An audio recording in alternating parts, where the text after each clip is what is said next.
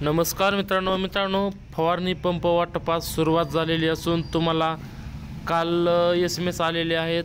काही शेतकऱ्यांना SMS आले नाहीत। ज्या शेतकऱ्यांना SMS आलेले आहेत त्या शेतकऱ्यांचा अर्ज मंजूर झालेला आहे।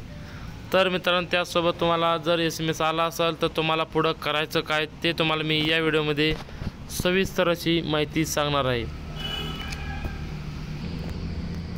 तर मित्रांनो, बॅटरी ऑपरेटर फवारणी पंपाचे वाटप तुम्हाला लवकरच होणार आहे। त्यासाठी तुम्हाला ही योजना राज्यातील कापूस आणि सोयाबीन उत्पादक शेतकऱ्यांना लाभ देण्यासाठी योग्य अशी चालू झालेला आहे। त्यासोबत तुम्हाला या योजनेअंतर्गत पात्र शेतकऱ्यांना कृषी फवारणीमार्फत बॅटरी ऑपरेटर फवारणी पंपाचे वितरण करण्यात येईल। लॉटरी प्रक्रियेद्वारे पात्र ठरलेल्या शेतकऱ्यांना त्यांच्या मोबाईल क्रमांकावर SMS मिळवण्यात आले असून वितरण प्रक्रिया लवकरच सुरू करण्यात येणार आहे। तर मित्रांनो, तुम्हाला SMS आलेले आहेत आणि त्या SMS आल्यानंतर तुम्हाला याचं वितरण लवकरच होणार आहे। याचं वितरण होण्यासाठी तुम्हाला कृषी सहाय्यक प्रत्येक गावातील आपापला कृषी सहाय्यक जो आहे त्या कृषी सहाय्यकाला संपर्क साधून तुम्ही तुमचा फवारणी पंप मिळवू शकता। त्यासोबत मित्रांनो, तुम्हाला तुमच्यासोबत फवारणी पंप घेण्यासाठी तुम्हाला कागदपत्र तुमच्याजवळ ठेवणं आवश्यक आहे। तर यामध्ये कागदपत्रामध्ये तुम्हाला काय काय लागणार आहे तर तुमचं आधार कार्ड यामध्ये तुम्हाला लागणार आहे।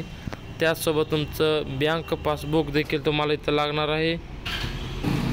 बँक पासबुक बरोबर तुम्हाला तुमचा डिजिटल सातबारा आणि त्यामध्ये 2023-24 आणि चालू वर्षात तुमचं त्यामध्ये सोयाबीन किंवा कापूस याची नोंद असणं आवश्यक आहे।